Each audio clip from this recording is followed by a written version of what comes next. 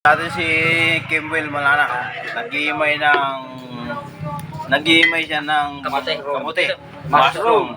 Mushroom sa Tagalog. Nadampot kamote. lang ng Sa aking- English naman, wara-wara. Pag Nadampot- way pera, Nadampot ng Uy, aking kwarta. nanay. Yan, yan, di ba? inubos niya.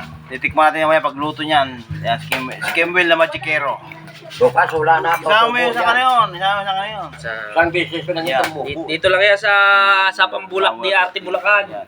Isa yan sa Ulit pinaka... mo. Dito dyan. Uhong kaya araw-araw may makuha ka. Isa yan sa pinakamagaling Yan, magluto. kamote. Siya ang ano, lalagyan niya Okay, ng... I-like nyo, i-share nyo, i-post nyo nang makita nyo yung hinahanap nyo. Hoy, Yan ang pinakamagaling magluto. Diba, diba? Cookbuster yan. Ang dami na ito, tingnan mo. loto mo na ito. Ayun ang kanyang asawa. Yan. takay. Wala, pwede pa yun. Tanggalin mo Yes Pwede naman. ba? Alisin mo yung buwan na yan. Yan. Yan yung mag-asawa. Kaya lupa. Isang ayaw ipaluto, saka isang magaling magluto. Kukunin natin ngayon yan. Sinala na. Sinala na. Sa bawan, dahil kung sarang sa sabaw yun. Sinala na. Kasi nga, basag-basag yun. Yun. Pinalatan. Napakasarap yan. Mahusay talaga. Isang beses Chef na cook. tumubo sa isang taon. Chef cook saka Mrs. Cook.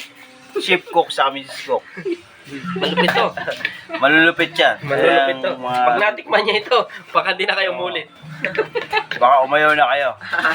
Mga native na mushroom. Yan. Hindi yan, hindi tanim na yan. Kusang tumubo yan. Putulong sa gitna, yung mushroom. Yan. Kunin natin na Galing. ito. Isang chef cook, saka non-cook. Tito Mundeng Bilib. Bumili, isang buhi-bilib. Yun yung nakita niyo yung Tulog na. Lasing. Pag Yan natikman nyo ito. Sila yung, dapat pala live pala.